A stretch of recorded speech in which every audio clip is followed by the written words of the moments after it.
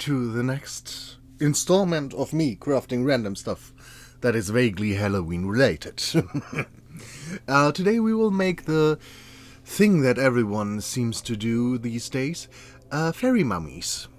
They are quite simple, but I think they are quite effective. So, let's do that. Let me introduce you to this little gang of skeletons. I found them for, I think, €3, which is not that much. In the, again, German equivalent of a dollar store. And I bought them last year because I wanted to do these fairy skeletons for a while.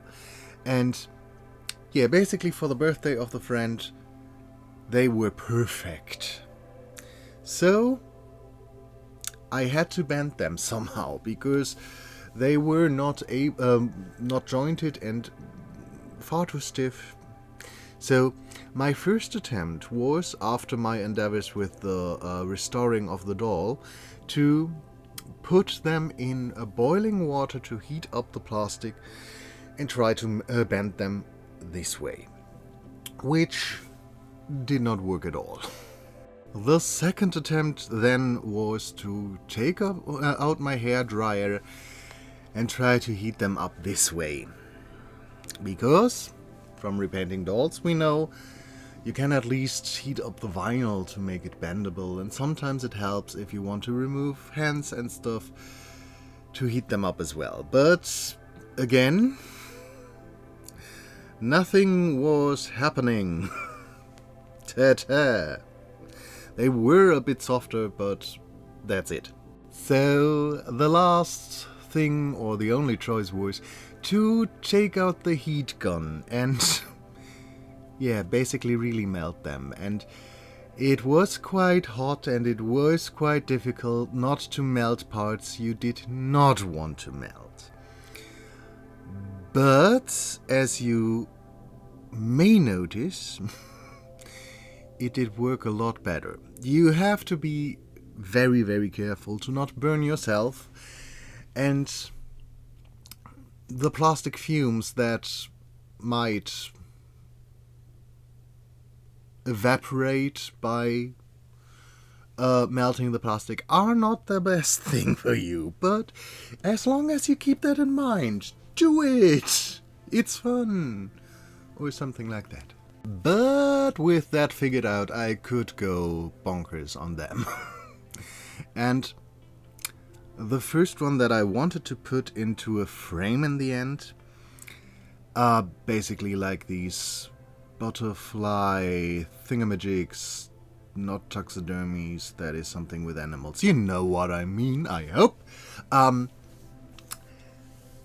I wanted to be this one, or this one should be a little bit more delicate, as if it's a female fairy. So I had to change a little bit of things when it came to her rib cage to make the shoulders less broad. And then I tried to bend her into a position that is, a bit more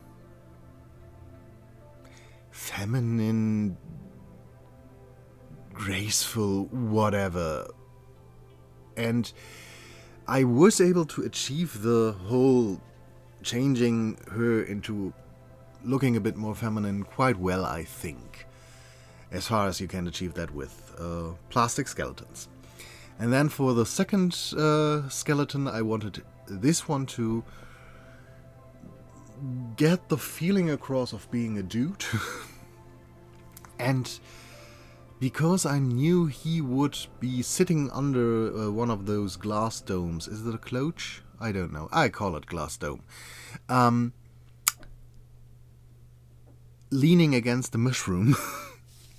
And basically he died chilling out or something like that. Maybe with mushroom. He should give the feeling of being a chill and cool dude. By both of them I had one big issue. The parts that were very thin were melting on me, especially the hands. They are now more lumps than hands. But anyway, it did work. That was good enough. And his hand didn't want to stand where I wanted it, so I just glued it in place with some hot glue, and I did decide to strengthen the joints with hot glue as well, because they might have snapped otherwise. Then I did something that I thought was hilarious in the end. I took out some epoxy sculpt and gave our two mummies ears. And yes, I know a skeleton wouldn't have ears, but these are supposed to be mummies, so there might be at least the possibility that the ears are still visible. And especially the guy looked that derpy with the ears that I was laughing quite a lot about him. Isn't that funny? It's the simple things that bring me joy. A skeleton with fairy ears.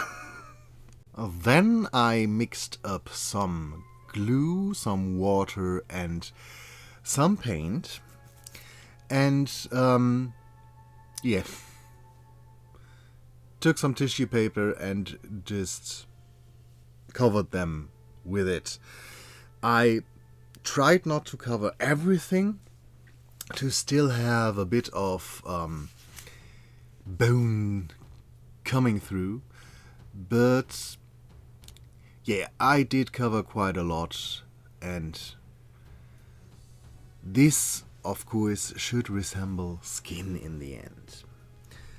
You know, we are trying to achieve the look of a naturally formed mummy here.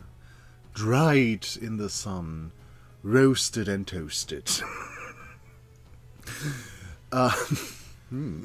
Tasty. I first used a more orangey color because most mummies that I saw online were this, yeah, brownish orange, and to get an undertone first I did it this way. We will change the color later to a darker version and a bit more grayish, boring, not so bright. You know what I mean.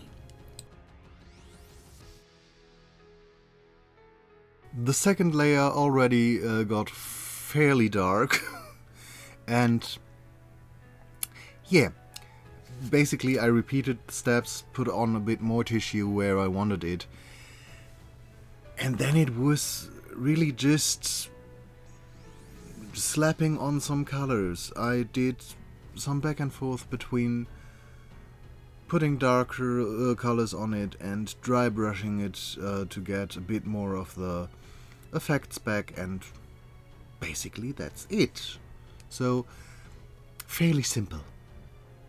Following steps might be quite difficult to see because either I did them off camera or everything is so white that you can't see anything.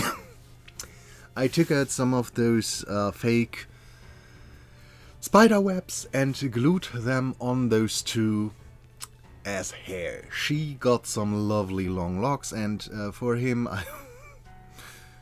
as per usual, I gave him a mohawk. Then I bought those leaf skeletons as wings. I saw that online and I thought that looked quite neat. I first thought maybe I should cut them a bit differently, but yeah, I think those that I bought were quite fine from the shape, so I just glued them in place. And because I noticed how few things you can see because white on white. I then decided to give them a bit of color as well, and of course it had to be some browns and yeah, make them look dirty and aged as well. While that was drying, I started to care for first the frame background of her. I took the frame, I glued a piece of, old looking paper on there, and then just tried to give the edges a bit of a used look by doing basically the same as I did with the skeletons. And yeah, after both of that was dried, I took her and just glued her on there. So she was done at that moment. Now, today he was the one who needed a bit more attention. Ta-ta. Yeah, and in the close-ups you really see that the hand melted down a bit, but still I think she turned out quite effective and I did like her. So that's it for her. For his little chill out area, we needed to do the environment, and to get the mushrooms in there and staying there, I first made 2 holes, then put some wire in there and covered that with aluminum foil. After that, what a surprise, I took out the polymer clay and sculpted 2 mushrooms. Ta-ta-ta-ta. Which was fairly simple. First I covered the stems, then I made kind of a ruffle color by rolling out the the polymer clay quite thin. Scratched off one edge to make it look a bit more, rigid. I think that's the word. And then just put it on there. And for the mushroom caps, I used the aluminum foil I prepared, covered that with polymer clay, and then it was time to give the mushrooms some color. Because it was so effective to just use soft pastels on our little mummy friend, or voodoo friend. I thought, why not do that on the mushrooms as well? So I did that for their caps. The stems were painted later. To accessorize his little living space, to decorate it, I took out some rocks from our garden and some moss that my brother had laying around, and glued everything onto the base of the glass dome. And after it was looking quite comfy, I then placed him, and what can I say? I still think he is quite funny. He looks quite cute in his little environment, as cute as a fairy skeleton mummy thing can look. And I think he's hilarious. I did really regret that I made him for my friend and wasn't able to keep him. Again. So, that was the second part of our little Halloween journey this year.